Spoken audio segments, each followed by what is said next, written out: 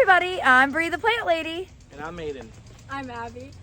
And today we are tackling this newly cleared area in the woods between the two properties. Yes. It's really exciting. Yes, it is. So I guess what we're going to do, we're going to dump the rest of this bag of veggie mix over here. What we're finding is that it's really hard to dig a hole because, well, it's gravel and roots, and so we're gonna try and make it so that we don't have to dig as deep of a hole and put in this really good soil, because we have a whole bunch of hydrangeas that will appreciate this environment once we start getting rain again. We just need to start getting rain again. A lot of it. Of course, you probably can hear the sprinkler in the background.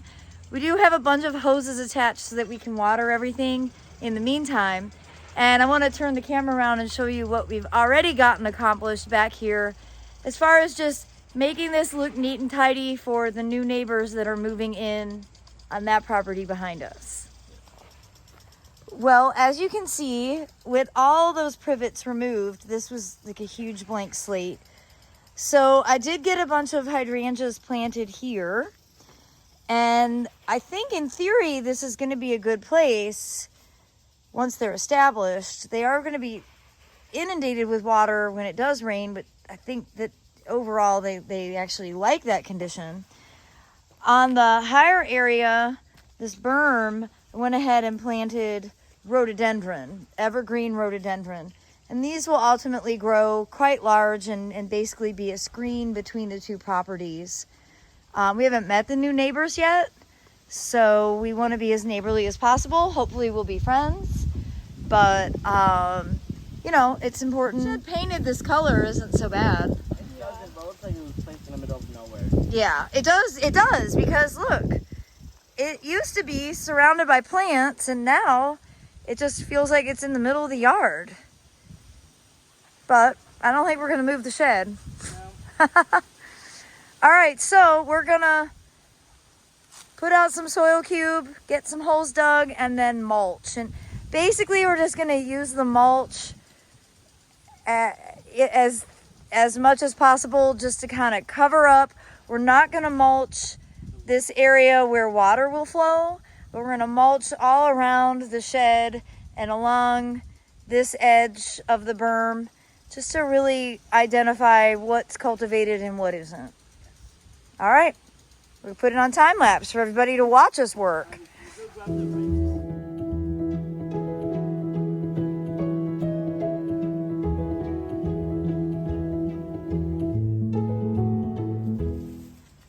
Well, I hope you all agree that just a little mulch makes a world of difference. It makes it look like it's here on purpose.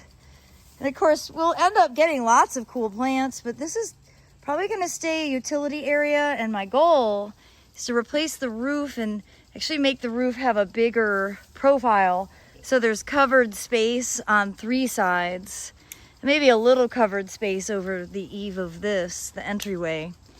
One of our jobs they're going to be so excited about. We need to reorganize the sheds. Yeah. I think we'll wait until it's cooler. Wait till fall. Yeah, wait until fall.